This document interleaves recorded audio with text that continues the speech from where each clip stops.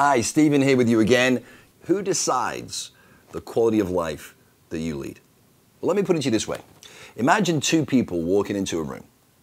Usually I'll use the analogy of, if I'm teaching at an event, a live event, I'll say, imagine someone came in here this morning into the ballroom and they were thinking to themselves, oh, look at all these people here, they don't have Starbucks coffee, the lights are not right, this is going to be a bad experience. Another person walks in the room, they look around, they go, wow, look at all these people here, this is going to be cool, this is going to be great, I'm going to have some fun, going to meet some new people. Don't have any Starbucks coffee, but I can live with that. But what's the difference between these two people? And very often people will say, well, it's their attitude. Well, yeah, but let's go a little bit deeper than that. Is it really what they're thinking, which is leading to what they're saying, which will lead to what they do in that room during the course of that weekend? In other words, will what they're thinking, what they then say and do, have any impact on their experience in that room for however long they're there? Of course, right? So who decided their experience? They did, right? And how did they create their experience? What they were thinking, what they were saying, and what they were then doing in response to that. So what I want you to consider is this. Is it possible that we all create our own reality? That we all have different thoughts, different words, and different actions that creates our own unique reality in the presence of everybody else's? And if that's true, if we change our thoughts, we change our words, and we change our actions, can we change our reality? My belief is that we create our own reality. Now, you may not believe that, but if you don't believe that you create your own reality, then you create a reality that you don't create. So the loop completes itself, doesn't it? You live in a reality that you don't create. So look, the bottom line is this. What if you started to become more conscious of what you thought about yourself, about other people, about what you say about yourself, about other people? What if you started to change your actions as a result of those thoughts?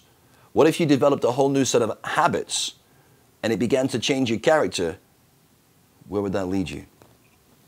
To a whole new destiny. You see, the irony is this, that people believe that it's going to be some major event that changes your life forever in a moment. And the truth is, it never is. Sometimes we see people that have become successful, all of a sudden they appear on television and it's like, wow, they were overnight success. The truth is, it's taken them a long time to get there, usually. There are a few cases where that happens quickly, but usually it takes about 10 years to create an overnight success. We just don't see the things that go on behind the scenes for them to get there. Just like at the beginning of a football season or a basketball season or a baseball season, and we see these players run out on the field. But how much work has gone into them getting there in the first place?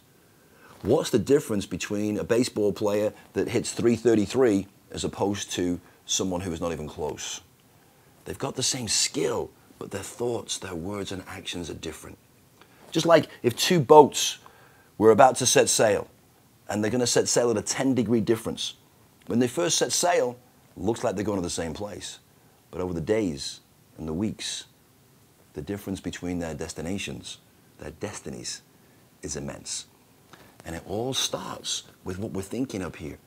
And most of our thoughts have been programmed into us from when we're very young. So what if you started to become really aware of your thoughts? And what if you started to write them down during the day? Just suddenly just go, okay, I'm going to write down what I'm thinking right now. You know when a doctor wants to find out if, how you've got an allergy or what you're reacting to, they ask you to write everything down, don't they? That's assuming you've had an allergy. Or if you're going to go on a diet, you want to know what you're eating right now or what's causing you not to be able to lose weight. And if you write it down, it brings awareness to it. So I want you to bring awareness to your thoughts and blog me down here. Talk about what you're thinking. Ask me questions. Let's share this journey and have some fun along this journey together. Because thoughts lead to words, words lead to actions, actions lead to habits, habits lead to your character, and your character leads you to your destiny. So your dare for now is to start to become aware of what you're thinking. Write it down, journal it, and start to ask yourself, is that really true? Because the beliefs, the thoughts or ideas that we have that are holding us back are not true. but we believe they're true. But when we bring them out, when we write them down, we bring awareness to them. And then when we ask the question, is it true? Here's what I know. The truth is not afraid to be questioned. The truth wants you to question it. Because the truth knows if you have a question and it's unanswered, you have doubt. And as long as you have doubt, you have fear. So the truth knows that only by asking the question can it remove all your doubt.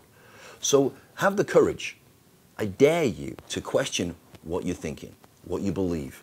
And when you do that, you begin to create doubt if it's not true. And a belief, if you think of it like a belief, is like a frame of reference, an idea that has got legs, and the more, which are references, and the more references an idea gets, the more it becomes a belief. And the more legs of the table, if this is the tabletop, these are the legs, the stronger it becomes. But if we question it, what starts to happen to the legs? They become weak if it's not true. And then the belief will collapse, and we can create a new belief that takes us in the direction we want to go. So, sounds like a lot of stuff. All you need to remember is this.